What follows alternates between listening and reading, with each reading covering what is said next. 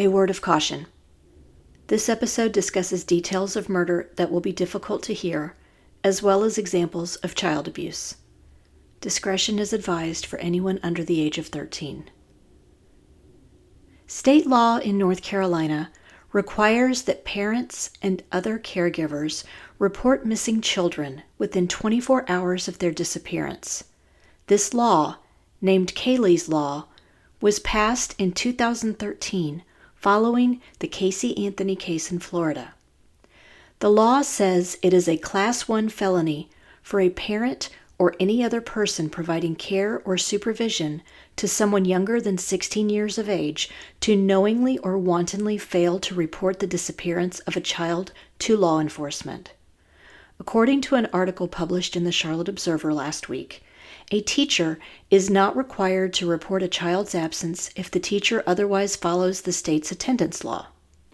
State law recommends a principal or other administrator should reach out to a parent or guardian when a child has accumulated 3 unexcused absences in a school year. Once a child hits 6 unexcused absences, the parent or guardian will receive a letter from the school saying they could be prosecuted under the state's attendance law. It is then that the attendance counselor at a school may request that a law enforcement officer accompany him or her if the attendance counselor believes a home visit is necessary.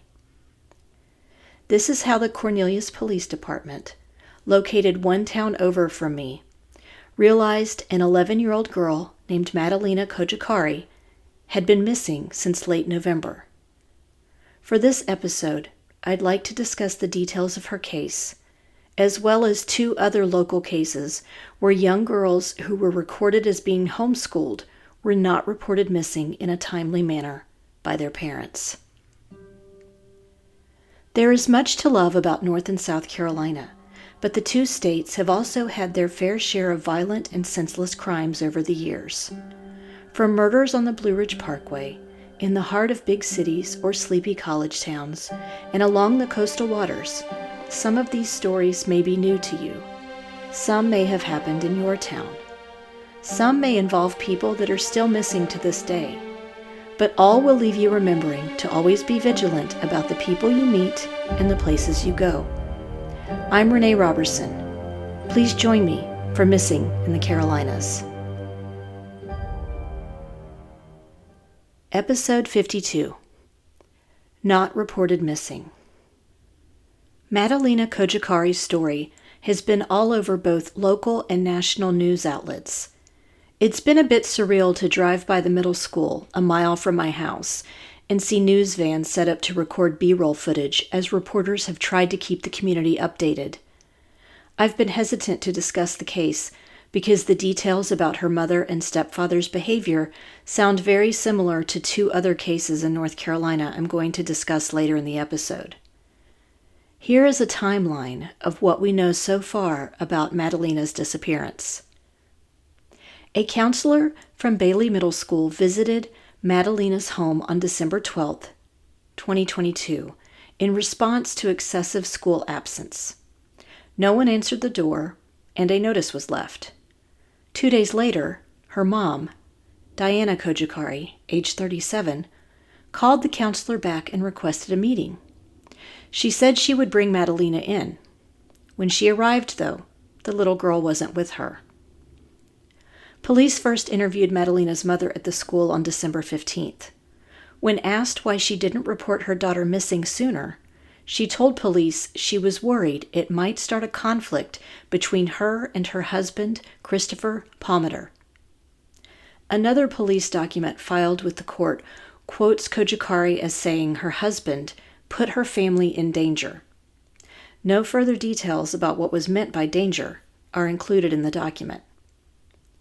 The Charlotte Observer reported that Diana said she contacted family members in Moldova, the Eastern European country where she's from, who urged her to call police after the child went missing, but she didn't follow their advice. Police visited the home in Cornelius on December 15th and reported they found an area in the home near the kitchen blocked with plywood. Madalina's stepfather, 60-year-old Christopher Palmater, told police that the family was planning to build a separate apartment there. The next day, the Cornelius Police Department requested the help of the FBI.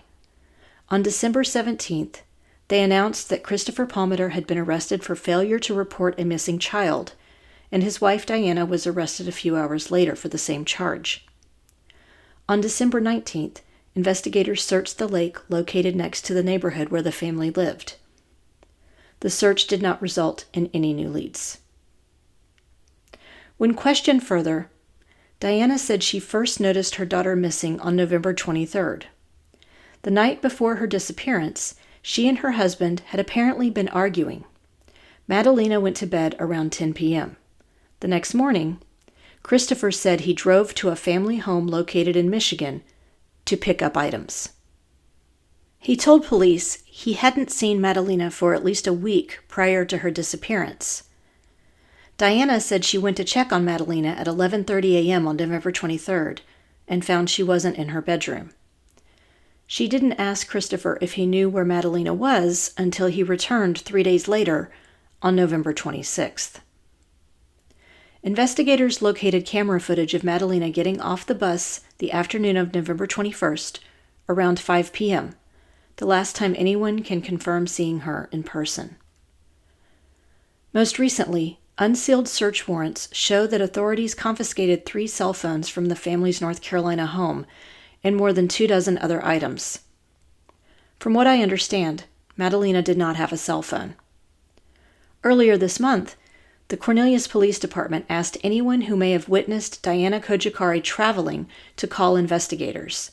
They believe that at some point between November 22nd and December 15th, Diana may have driven a Toyota Prius to Madison County, North Carolina, located in the western part of the state.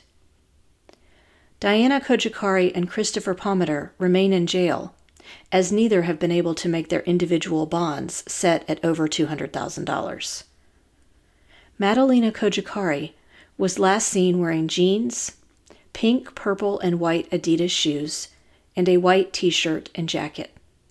She is 4 feet 10 inches tall, has dark brown hair, and weighs about 90 pounds.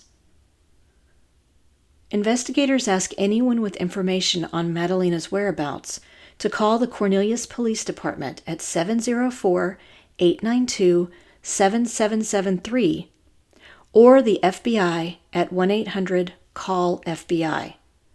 To remain anonymous, call North Mecklenburg Crime Stoppers at 704-896-7867.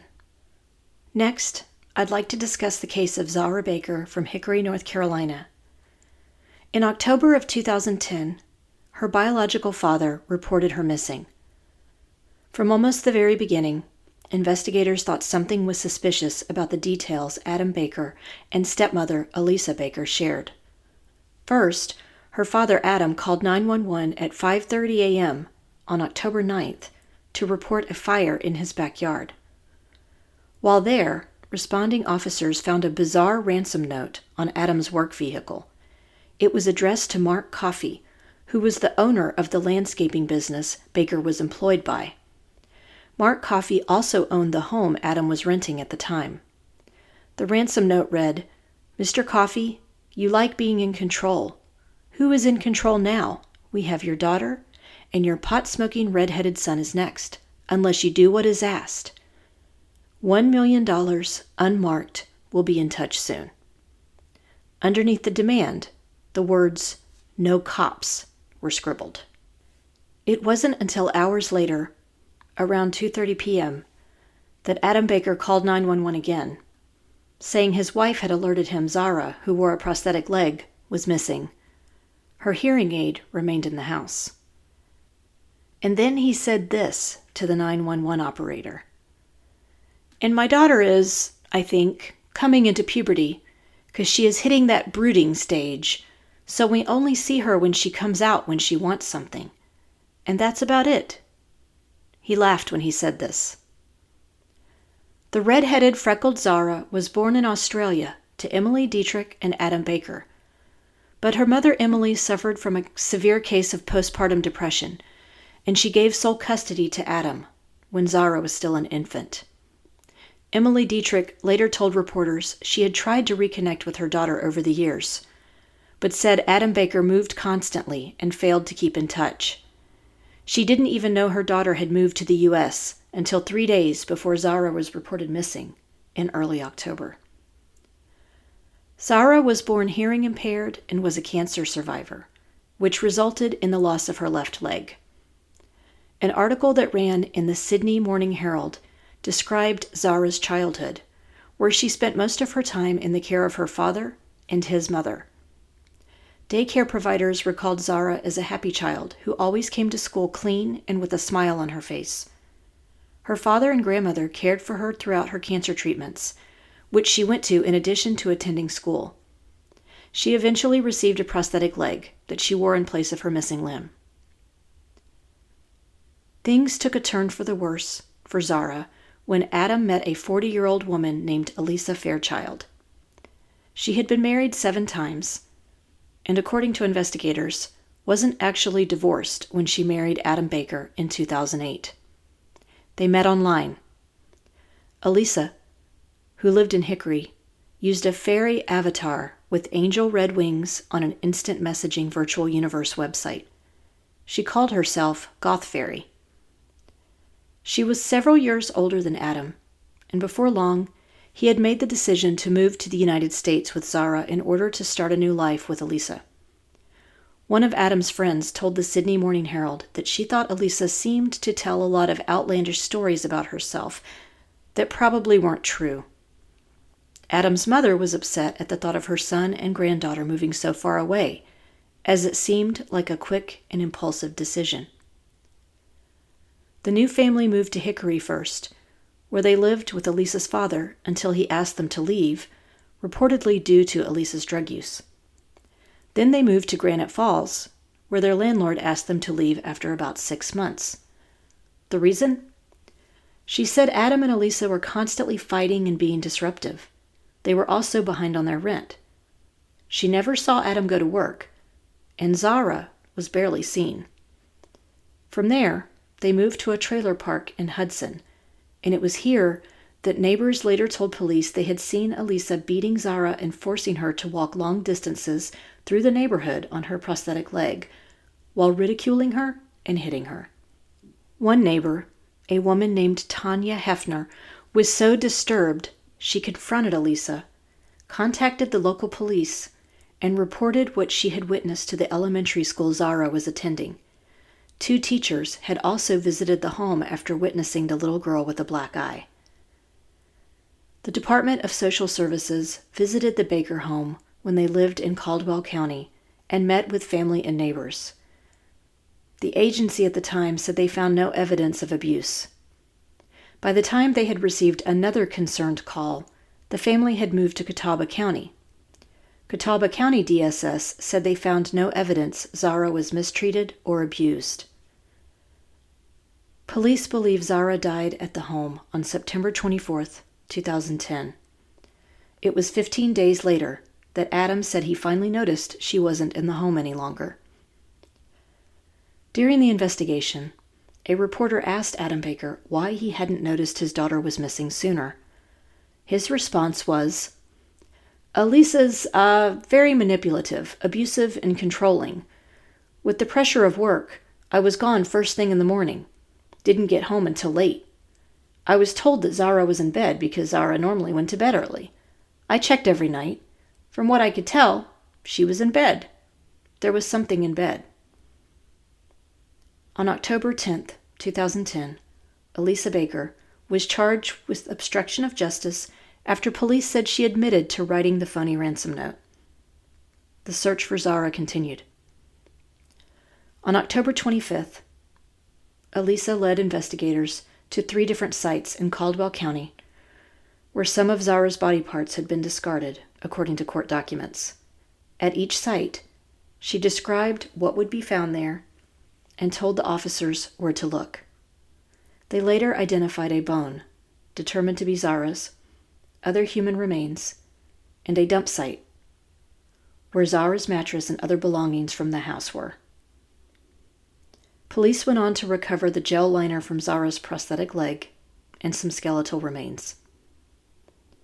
On November 12th, police announced the test results confirmed a bone they recovered was Zahra's. On February 21st, 2011, Elisa Baker was charged with second-degree murder. Zahra's autopsy was released and declared the cause of her death as undetermined homicidal violence. On November 2012, Zahra's skull was found in Caldwell County. In September of 2011, Elisa Baker pleaded guilty to murdering Zahra and was sentenced to 18 years in prison. In March 2013, the Charlotte Observer reported Elisa Baker had been sentenced to 10 years in federal prison for conspiracy to distribute prescription drugs. She was already serving a term between 14 years and 9 months and 18 years to 6 months after pleading guilty to second-degree murder in Zahra's death. She was indicted in May 2011 by a federal grand jury after investigators accused her of being part of a group that distributed hydrocodone, oxycodone, and Xanax pills over a 4-year period ending in October 2010. After her conviction, Elisa spoke to WSOC TV reporter Dave Faraday, where he asked her if she had murdered Zahra. She said no, that Zahra had been sick with a stomach virus and died in the home. She said it was a mistake not to call 911 when Zahra died. She claimed Adam was the one responsible for dismembering the remains of his daughter and disposing of them. But he was never charged. Cell phone records placed Elisa in the areas where Zahra's remains were found. At the time, Adam Baker was in Conover at work, where witnesses backed up his location. It appears Adam Baker returned to Australia after Elisa's conviction. An editorial that ran in the February 23, 2011 issue of the Charlotte Observer titled, "Many Adults Felled 10-Year-Old Zahra," provided a sobering view of abused children in the state of North Carolina. It shared that many family members had reported Zahra was being abused by her stepmother, Elisa Baker, and social service agencies in both Catawba and Caldwell counties acknowledged they had investigated 4 different complaints that the little girl was being abused. The last Department of Social Services investigation was closed 6 weeks before authorities say Zahra was murdered on September 24th. The article concluded with this statement: "Only we adults can change that outcome for children such as Zahra. North Carolina law requires all adults to report suspected child maltreatment. We must do so. You do not need proof that maltreatment has occurred. You only need reasonable cause to suspect maltreatment. We can also help parents or caregivers whom we suspect of being abusive. Talk to them about the children in their care and refer them to resources that can help them provide a safe environment for their kids. Children depend on adults. All of us must commit to being there to protect them and act to ensure they are." The National Child Abuse Hotline is 1-800-4-A-CHILD. Before we continue, let's take a quick break for a word from our sponsors. It's winter time. I don't know about you, but my skin is always in desperate need of moisture during this time of year. And, well, if I'm to be honest, all the other months of the year too. But I don't like to experiment with a lot of different products at high price points if they aren't going to work for me. A few years ago, I came across a woman named Erin Sanderson on Instagram, and once I saw her demo the skincare products she had created, I decided to give them a try. I was hooked from the first drop. I use her Pre-Cleanse Oil, Hydrating Beauty Oil, and Perfecting Night Oil. The Pre-Cleanse gently removes dirt, impurities, and even waterproof makeup without tugging, all without stripping or drying out your skin. In addition to keeping your skin clear, it also helps your skin feel firmer and reduces the signs of aging. The Hydrating Beauty Oil is a powerful and effective skin hydrator that never leaves your skin feeling greasy. The signature squalene oil is known for anti-inflammatory and anti-aging properties, so it's perfect for treating skin conditions like acne and eczema and reducing the appearance of wrinkles. The Perfecting Night Oil is loaded with vitamin E and A and is rich with antioxidants and omegas that nourish skin, replenish elasticity, and reduce stretch marks. A few drops a day leave skin smoother, more vibrant, and youthful. Altogether, they are the literal dream team of skincare.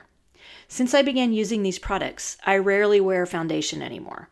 I start my day with pre-cleanse oil and my daily cleanser of choice, put on my own moisturizer, and layer it with a few drops of hydrating beauty oil. Then I put on whatever eye makeup I'm wearing that day, lipstick and loose powder. That's all.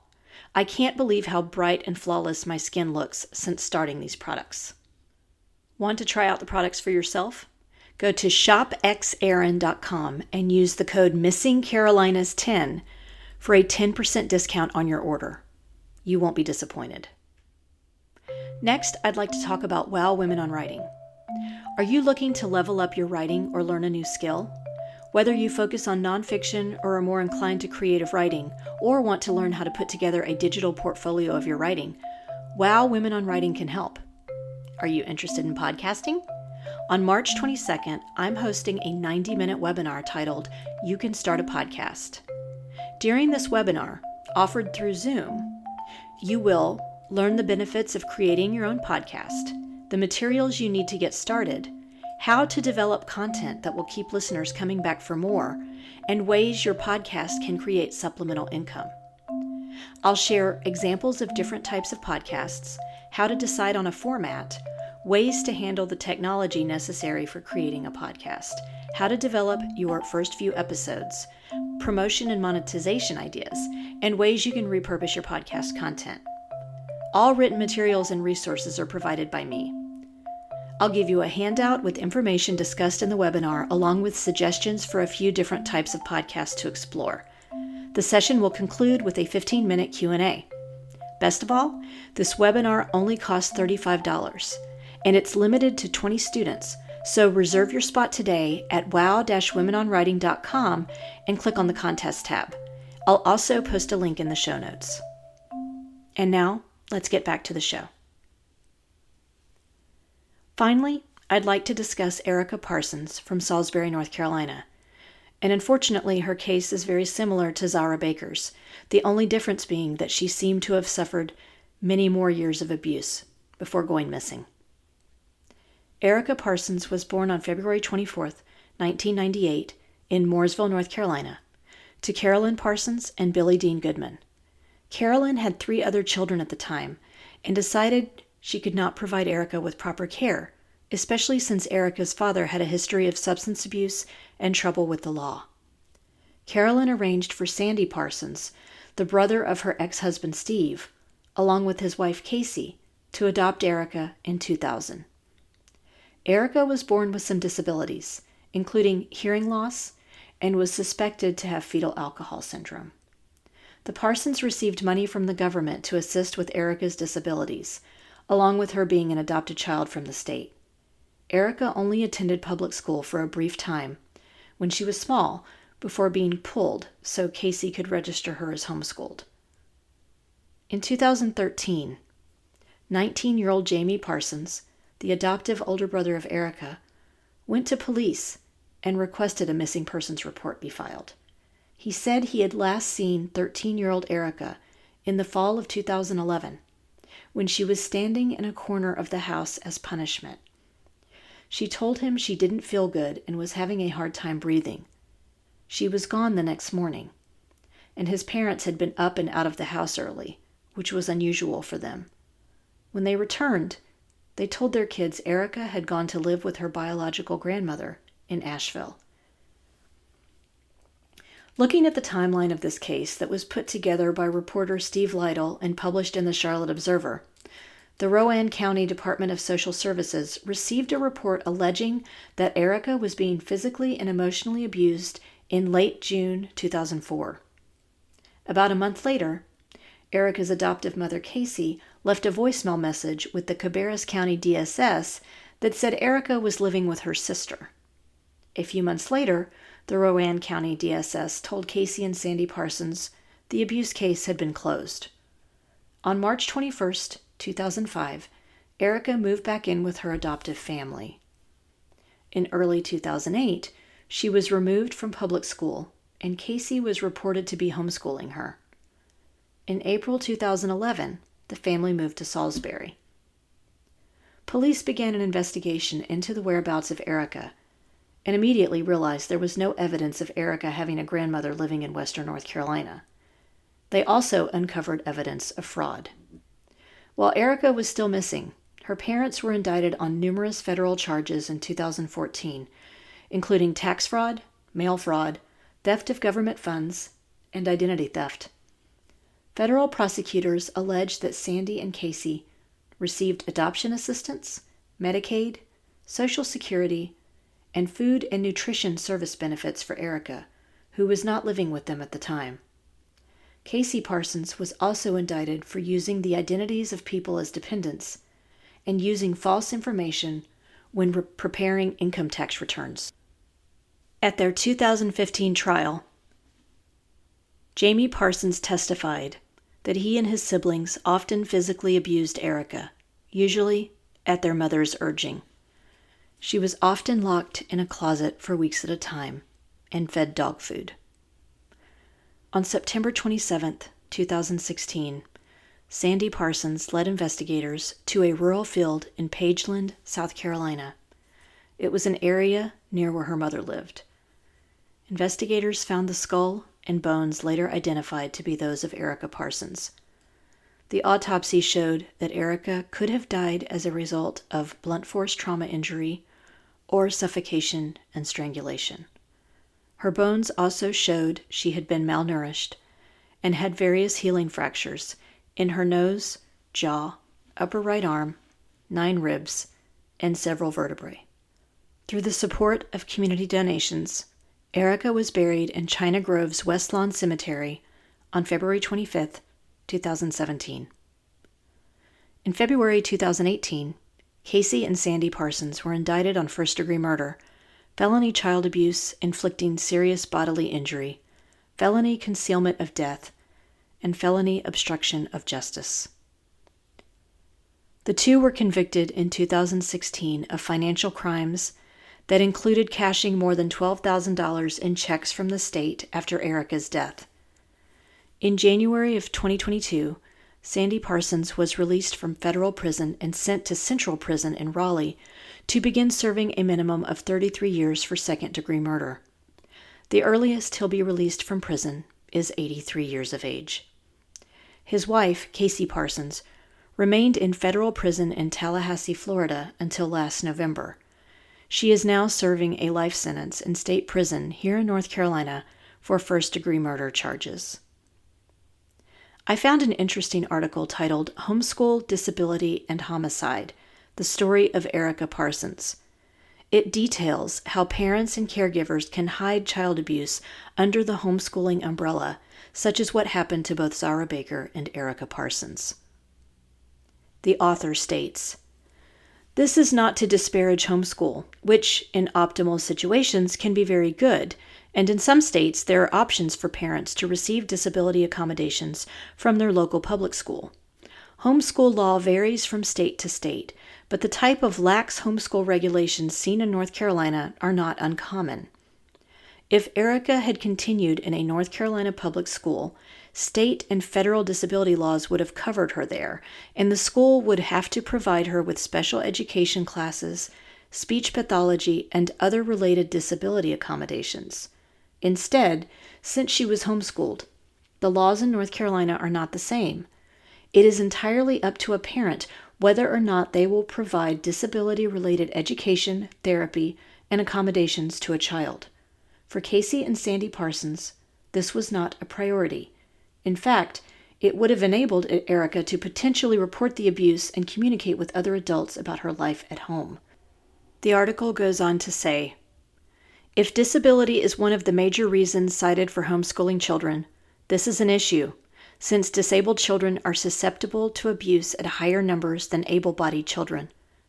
Deaf and hard-of-hearing children experience abuse at higher rates than hearing children, and intellectually disabled children are also victims of crime in high numbers. The combination of a vulnerable population, disabled children, with an area not subject to enforcement of their rights and protection, homeschool, is cause for serious alarm and may be a reason behind the high numbers of homeschooled children being killed. Having a disabled child can cause parents to become stressed, overwhelmed, and resort to violence, according to the CDC. And finally, the article concludes by saying, if we are going to try and reduce the number of homicides of disabled children, we have to look at homeschools. Erica was not just murdered, she was subjected to years of torture. She was starved, beaten, isolated, kept in a closet, and neglected. Not accommodating a disability is also abuse. Erica was not taught sign language. She was not given hearing aids. She did not see a speech therapist. And she was not accommodated for her intellectual disability. This adds another level to her suffering and isolation. This brings us to the conclusion of this episode of Missing in the Carolinas. If you enjoyed this episode, please do me a favor and give it a 5-star rating wherever you listen to your podcasts. If you'd also like to support the show in a small way, you can buy me a coffee over at buymeacoffee.com/Renee Roberson. I currently don't receive any compensation for this podcast, so every little bit helps me continue producing new content. We're also on Instagram, Facebook, and YouTube, so please like our pages and get started on a discussion of the missing people profiled on the show. Do you know of a missing persons case in North or South Carolina that you think should be covered? Email me at missinginthecarolinas@gmail.com with any details you can share. And don't forget to check out our sponsor, WOW Women on Writing, and the great programs and writing contests they have there at wow-womenonwriting.com. Cover art for this podcast was designed by Mackintosh Multimedia. All episodes are researched and written by me, Renee Roberson, with sound editing provided by Daniel Roberson. Thanks so much for listening.